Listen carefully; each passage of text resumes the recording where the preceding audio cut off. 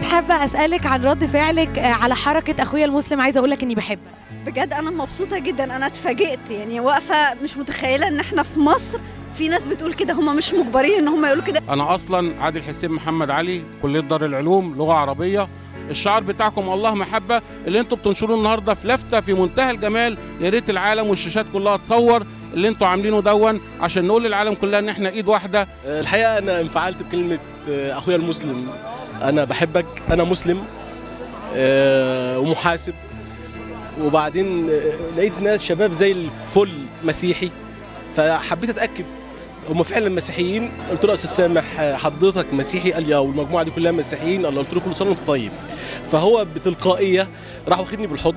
انا مش متصور برضو يعني انا هقول له كل سنه طيب وامشي، ولكن هو خدني بالحضن وقال لي تسلم يا حبيبي. واحنا والله العظيم يا بنتي بنحبكم جدا جدا جدا. وعلى فكره البلد بمسيحيينها بمسلمينها واقفه على رجليها باذن الله تعالى. مسلم ومسيحي بيساوي مصري. يا ريت نحاول ننشر الحب بين الشباب الكبار، مش محتاجين حد يقول ان احنا اخوات ولا احنا حبايب. والكلام ده انا قلته في اكتر من قناه، قلته في المحور وقلته في مقر جماعه الاخوان المسلمين في حزب الحريه والعداله، لان قيادي في حزب الحريه والعداله. قلت ده في مقر حزب الحريه والعداله في جامعه الازهر، وقلت ان الاخوه الاقباط هم شركاء في الوطن. ايه رد فعل حضرتك على الحركه اخويا المسلم؟ عايزه اقول لك اني بحبك. ابهجتني واسعدتني وشرحت صدري. والله هذا شيء جميل جدا، يعني شيء رائع انه المصريين يحبوا بعض. والله هي لفته جميله قوي قوي منكم، كل سنه وانتم طيبين.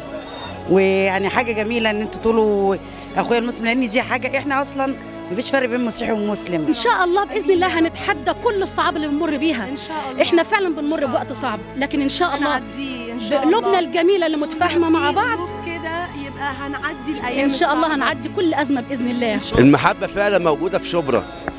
اللي عايز يعرف محبه مسلم ومسيحي ينزل عندنا شبرا في احمد حلمي وفي الترع في خلوصي، تعرف يعني ايه كلمه مسلم ومسيحي على حق، مش بالكلام.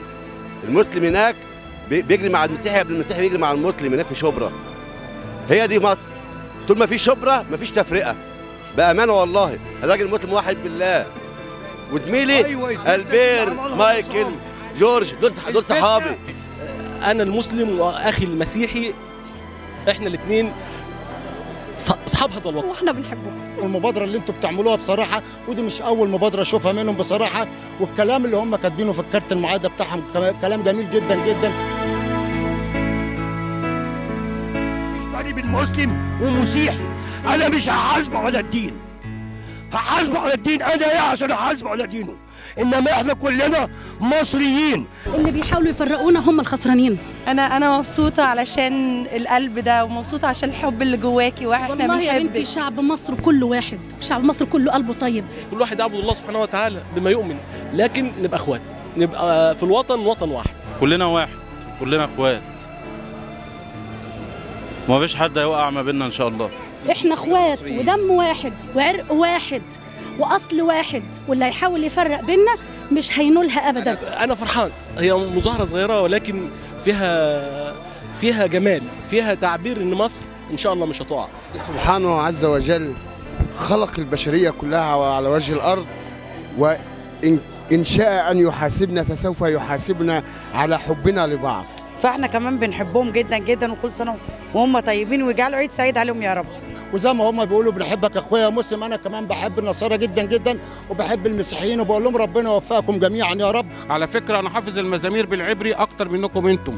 في الاعياد، في الاذاعات، في الاحتفالات دايما بقف وبهني الاخوه المسيحيين بالكلام بتعاليم المسيح عليه السلام لما قال اذا لطمك احد على خدك الايمن فقدر له خدك الايسر. ولكن انا سعيد بكم جدا، سعيد بمصر. انا مصري وهم مصريين، ايه الفرق؟ مفيش حاجه خالص. احنا كلنا اخوات، كلنا حبايب. ربنا يوفقنا جميعا ويوفقكم ويجمع بيننا يا رب بالحب وبالجمال وبالطهاره اللي جوه قلوبنا، اللي الناس التانيين الوحشين عايزين يحرمونا من حبنا لبعض، وده مش هيحصل.